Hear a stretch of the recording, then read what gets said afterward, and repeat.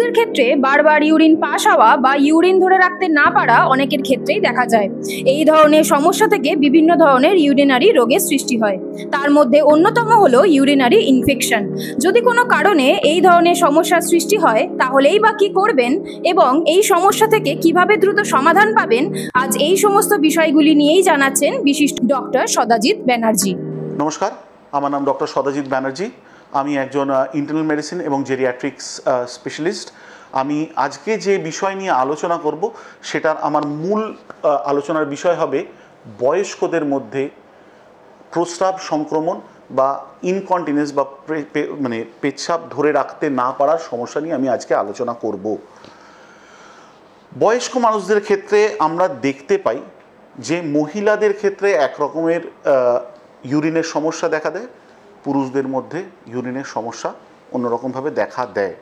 কিন্তু যেটা বয়স্ক মানুষদের ক্ষেত্রে আমরা দেখতে পাই সেটা হচ্ছে গিয়ে ভীষণ ভীষণ কমন জিনিস হচ্ছে গিয়ে ইউরিনারি ট্র্যাক্ট ইনফেকশন।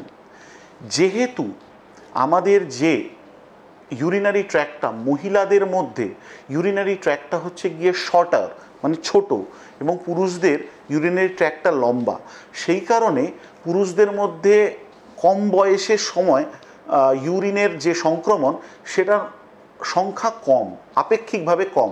মহিলাদের ক্ষেত্রে ইউরিনের সংক্রমণটা অনেক বেশি হয়। কিন্তু যখন আমরা বয়সটা এগিয়ে যাচ্ছে, যখন বার্ধক্য চলে আসছে, যখন মোবিলিটি কমে আসছে, তখন আমরা দেখতে পাই যে প্রায় বয়স্ক পুরুষ এবং বয়স্ক মহিলাদের মধ্যে কিন্তু ইউরিনের সংখ্যার মাত্রাটা প্রায় কাছাকাছি দাঁড়িয়ে যায়। এর নানান রকম কারণ আছে।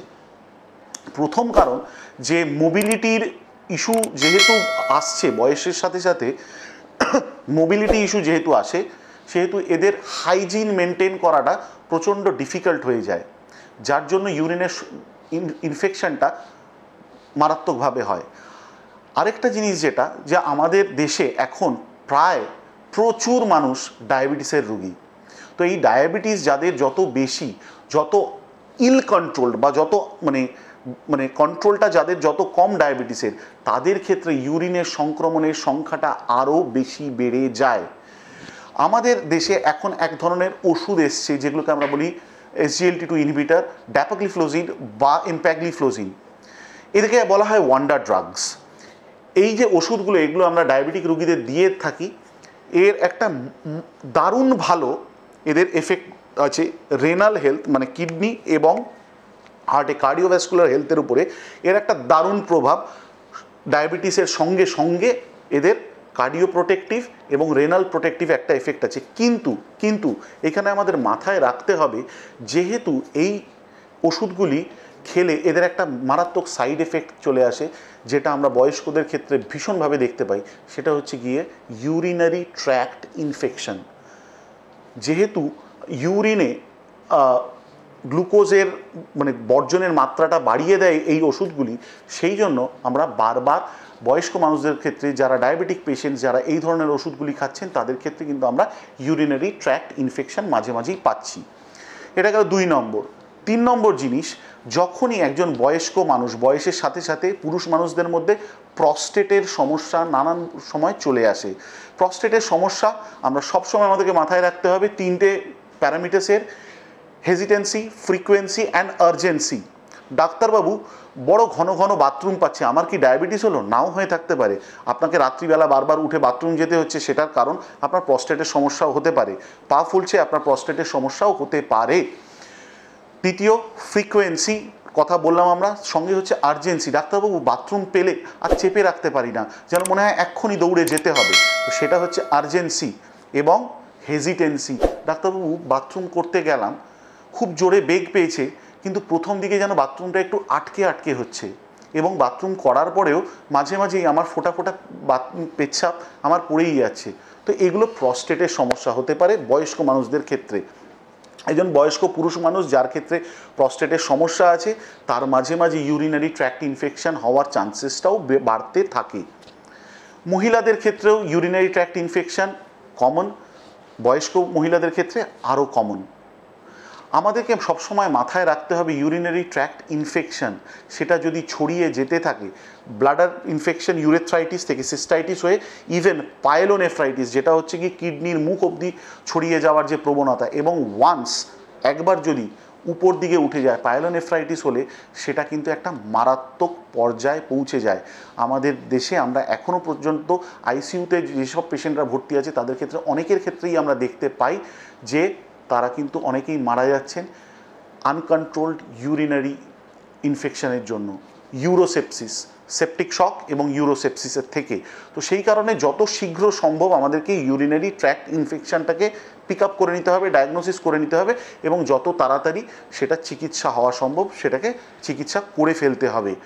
এখানে আমি আরেকটা বলে রাখি, অনেক আজকাল শহরাঞ্চলের বহু বয়স্ক মানুষ আছেন যারা ডায়াপার্স পরেন।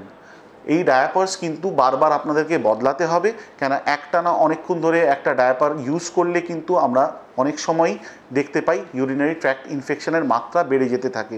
অনেক বেডরিডেন পেশেন্টস আছেন, বিছানায় যারা শয্যাশায়ী পেশেন্ট, বাড়ির লোকে তাদেরকে ডায়াপার পরিয়ে রাখেন, হাগিস পরিয়ে রাখেন। তো সেইখানেও কিন্তু আমাদেরকে মাথায় রাখতে হবে যে এই সব ক্ষেত্রে ডায়াপারগুলো অনেক লম্বা সময় অবধি পড়ে থাকলে কিন্তু আমাদের হাইজিনের গণ্ডগোল হবে, সেখান থেকে ইউরিনারি ট্র্যাক্ট ইনফেকশন হতে পারে।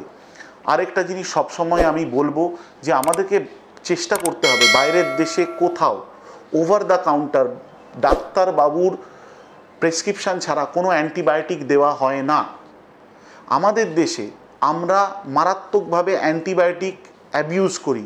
একটু কাশি হলো অ্যাজিথ্রোমাইসিন খেয়ে নিলাম, একটু আমাদের পটির সমস্যা হলো আমরা ওফ্লক্সাসিন অনিডাজল কম্বিনেশন খেয়ে নিলাম, আমরা ডাক্তারবাবুর সঙ্গে কিন্তু আলোচনা করি না।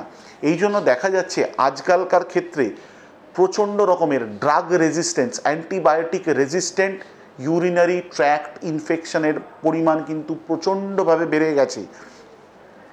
কোলাই বলে একটা ব্যাকটেরিয়া আছে যেটা সংক্রমণ সবচেয়ে কমন ছিল, কিন্তু আজকাল আমরা ক্লেপসিয়েলা বা প্রোটিয়াস ইনফেকশনও কিন্তু খুব ভারী মাত্রায় আমরা সমাজের মধ্যে পাচ্ছি।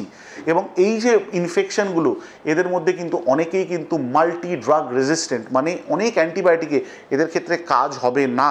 তো সেই ক্ষেত্রে একজন অভিজ্ঞ ডাক্তারবাবুকে দেখিয়ে প্রপার কালচার সেন্সিটিভিটি টেস্ট করিয়ে প্রপার অ্যান্টিবায়োটিক খেলে, বা যদি খাওয়া অ্যান্টিবায়োটিকে কাজ না হয় তাড়াতাড়ি হাসপাতালে ভর্তি হয়ে ইনজেক্টেবল অ্যান্টিবায়োটিক্স নিয়ে এবং আদার্স মানে আনুষঙ্গিক চিকিৎসা করিয়ে তাড়াতাড়ি সুস্থ হওয়াটাই বোধহয় বুদ্ধিমানের কাজ, রাদার দ্যান আমরা যদি জিনিসটাকে পুষে রাখি আরেকটু বারুক করে দেখতে না থাকি। প্রস্টেটের সমস্যা আমাদের ইউরোলজিস্টের সঙ্গে আলোচনা করে নেওয়া উচিত।